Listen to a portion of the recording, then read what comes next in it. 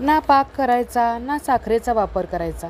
अत्यंत पौष्टिक आणि दिवसभर एनर्जी राहील अशी उपवासाची आज आपण मिठाई बनवतोय.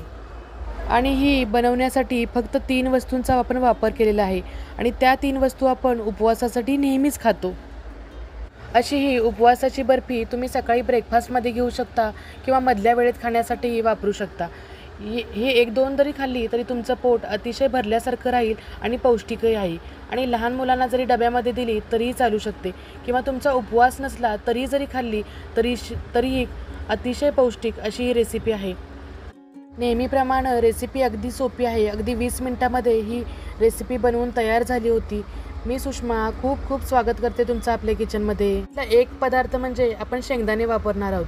शेंगदाणे छान भाजून घ्यायचे आहेत आणि त्याचा कूट बनवायचा आहे. दुसऱ्या कढईमध्ये मी 1/4 कप तूप घेतलेले आहे आणि हे गाईचं तूप वापरलेलं आहे. आणि त्यामध्ये आपण हे राजगिरा पीठ आहे ते मी विकतचंच वापरलेलं आहे. तुम्ही घरीही बनवू शकता. लाह्या पाडायच्या आणि त्याचं पीठ बनवायचं. आता हे तूप छान वितळलं की आता 1 कप आपण राजगिरा पीठ घेऊन भाजणार आहोत छान. पीठ एकदा भाजायला गॅसवर टाकलं की गॅस कमी करून घ्यायचा, कारण की हे कोरडं पीठ आहे, लगेच लागण्याची खाली शक्यता असते. परंतु पीठ अगदी छान भाजून घ्यायचं वास सुटेपर्यंत, म्हणजे आपली वडी अगदी खरपूस छान होते. ही वडी बनवायसाठी खूप सारं तूपही लागत नाही. अगदी कमी तुपामध्ये आपण ही वडी बनवलेली आहे. इथं आता माझे शेंगदाणे छान भाजून घेतले होते. तर आता याची बऱ्याच जणांना फोलकटं कशी काढायची हे माहीत नसतं. तर फोलकटं काढण्यासाठी काय करायचं, एखादा सुती कपडा घेतलेला आहे मी आणि तो आपण त्याच्यावरती हे फोलकटं गोळा करून चांगली चोळून घ्यायची, म्हणजे त्याची फोलकटं लगेच निघतात. परंतु शेंगदाणे पूर्ण थंड होऊन द्यायचे. राजगिऱ्याचं पीठ इकडं भाजतंय तोपर्यंत आपण गॅस कमी करून इकडे शेंगदाण्याची फोलकटं काढून घेऊया. आता हे शेंगदाण्याची फोलकट आपण चोळून घेतलेले आहे शेंगदाणे कापडावर घेऊन. आता ही चाळण असते आपली गहू चाळायची मोठी, ती चाळण घ्यायची किंवा पिठाची चाळण जरी असेल त्याच्यामध्ये तुम्ही अशी चाळून घ्यायचं, म्हणजे फोलकटं सगळी खाली पडतात आणि शेंगदाणे वरती राहतात. पटकन कुठल्याही गोष्टीसाठी, आता उपवासासाठी भरपूर आपल्याला कूट बनवावा लागतो, त्यासाठी असं करून तुम्ही शेंगदाण्याचा कूट छान बनवू शकता. 10 ते 12 मिनटं झाल्यानंतर पिठाचा कलर पाहू शकताय चेंज झालेला आहे. थोडंसं ब्राउनिश कलरचं पीठ झाले. तर आता आपण यामध्ये अजून एकदा 2 चमचे तूप घातलेलं आहे. म्हणजे खूप जास्तही तूप एकाच वेळेला घालायचं नाही, थोडं थोडं लागेल तसं आपण तूप घालणार आहोत. आता यामध्ये आपण जो शेंगदाणे भाजले होते त्याचा कूट करून घेतलेला आहे. थोडासा जाडाभरडाचा असा मी कूट केलेला आहे आणि तोही त्या पिठाबरोबर आपण छान भाजून घेणार आहोत. कूट जास्त भाजायची गरज नाही, कारण की आपण अगोदर शेंगदाणे भाजून घेतलेले आहेत, त्यामुळे कूट भाजण्याची जास्त गरज नाही. आता इथं आपण गोडासाठी गुळाचा वापर करणार आहोत. मी ते 1 वाटी गूळ चिरून घेतलेला आहे. गोड तुम्हाला कितपत आवडतं त्या पद्धतीने तुम्ही घेऊ शकता. मी 2 वाटी म्हणजे पीठ आणि 1 वाटी शेंगदाणेसाठी आपण 1 वाटी गूळ घेतलेला आहे. आपण इथं वाटीनंच प्रमाण घेतलेलं आहे, तुम्ही पाहू शकलेलं आहे. छान आता गूळ हा कमी गॅसवरती आपण त्या पिठाबरोबर छान भाजून घेणार आहोत, म्हणजे हळूहळू गूळ वितळत जाईल तसं तो पिठामध्ये मिक्स होत जाईल. त्याचबरोबर आपण वासासाठी म्हणून 1 चमचाभर वेलची पावडर घातलेली आहे. इथं आपण पाक करून घेतलेला नाही किंवा आपण तुपामध्ये गूळसुद्धा वितळवून घेतलेलं नाही. बऱ्याच वेळेला गूळ आधी वितळला तर तो कडक होऊ शकतो, यासाठी मी पिठामध्येच गूळ घातलेला आहे आणि वरून 1 चमचाभर तूप घातलेलं आहे, म्हणजे पीठ आपलं गूळ लगेच मऊ होईल आणि मग पिठामध्ये मिक्स होऊन जाईल.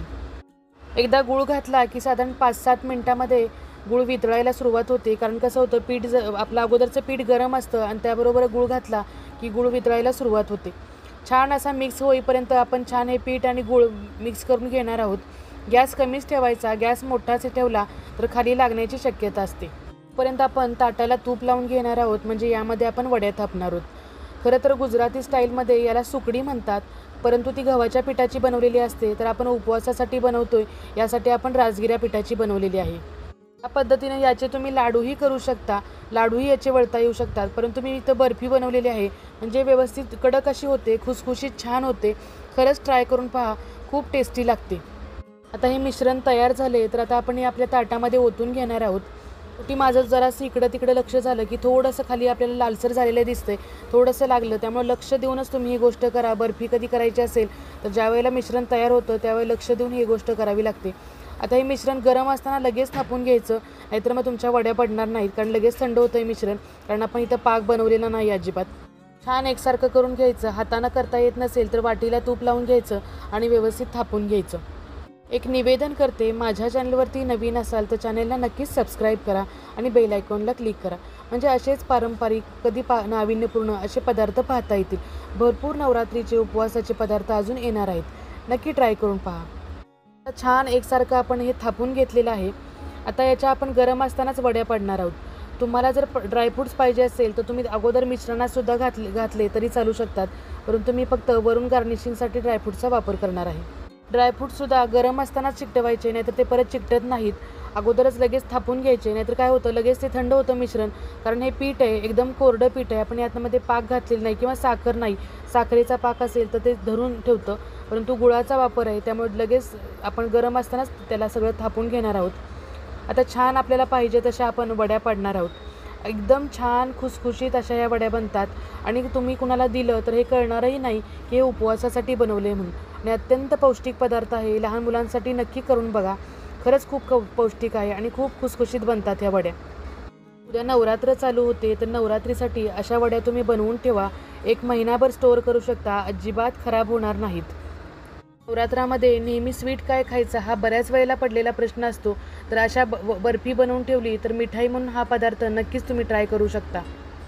शिवाय अत्यंत पोटभरीचा असा पदार्थ आहे. 2 जरी वड्या खाल्ल्या आणि त्याच्याबरोबर दूध घेतलं तरी तुमचा ब्रेकफास्ट पूर्ण होऊन जाईल. करायला अगदी सोपी आणि अत्यंत पौष्टिक अशी ही रेसिपी आहे.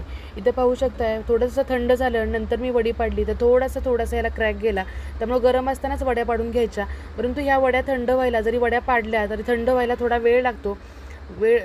थंड झाल्यानंतर काढायच्या. मी लगेच काढल्या त्यामुळे व्यवस्थित त्याचा शेप व्यवस्थित आला नाही.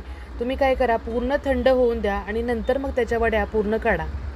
ही उपवासाची मिठाई, ना मलाई, ना दूध, ना मिल्क पावडर, तरीही अत्यंत खुसखुशीत आणि पौष्टिक अशी आपण सुकडी बनवलेली आहे उपवासाची. तुम्हाला हा व्हिडिओ आवडला असेल तर कमेंटमध्ये नक्की सांगा आणि रेसिपी ट्राय करून पहा. आणि हो, तुमच्या फ्रेंड सर्कलमध्ये हा व्हिडिओ नक्की शेअर करा आणि रेसिपी आवडली असेल तर नक्की लाईक करा. हो, मी अशाच वड्या करून नक्की स्टोअर करून ठेवलेल्या आहेत. तुम्ही अशा वड्या स्टोअर करून ठेवा. पूर्ण नवरात्रीत तुम्हाला खरंच पोटभरीचा हा पदार्थ उपयोगाला येईल. परत भेटू अशाच एका उपवासाच्या पदार्थासह. धन्यवाद.